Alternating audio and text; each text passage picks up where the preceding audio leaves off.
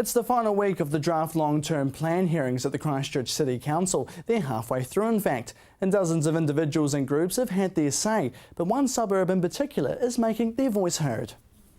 A council in action. Residents telling Christchurch City councillors what they want to happen in their neighbourhoods. 1 week down and one to go for the draft long-term plan deputations, with hearings being heard in the City Council chambers.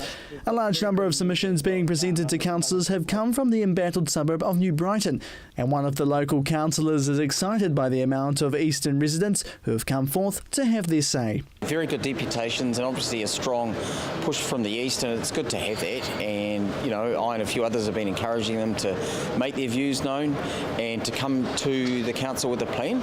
So if it's about some assets such as the camping ground or Rafiti, don't just say don't close it, but come, say that, but come along and come up with a plan. Outspoken New Brighton Business and Landowners Association manager Paul Zanin's one of the local leaders who's expressed his views on the draft plan. He says there needs to be more investment in the seaside suburb. Another group wants to see a 19-kilometre promenade built on top of the sand dunes, with the 900-metre trial costing around $2.4 million. City Councillor Livingston is supporting many of the proposals that have been made so far.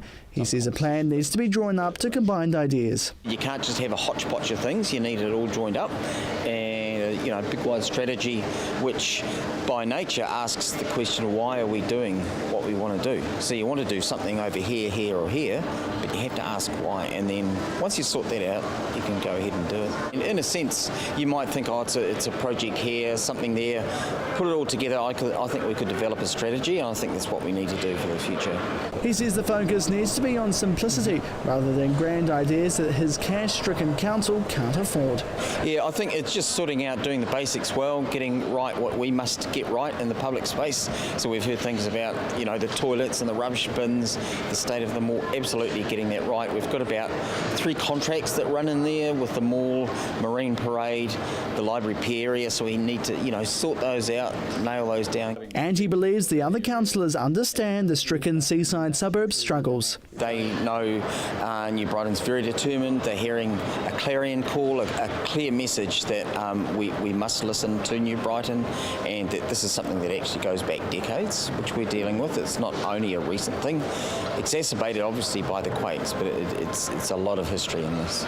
Despite the council's nearly $1.2 billion budget blowout, Livingston says there's still money available for important projects in the east to go ahead. What I'm hearing is that it's about the allocation of resources, so that's what it's come down to with seeing things such as the Pages Road Bridge. So it's about, where have the resources been allocated historically? Where are they going to be allocated now? So there is money, the council has money, but it's just how it prioritises and budgets it. The council is planning to hold a special meeting in New Brighton as part of the draft long-term plan hearings to talk to residents about future projects, with the hope that one day soon New Brighton will be vibrant once again. Jared McCulloch, CTV News.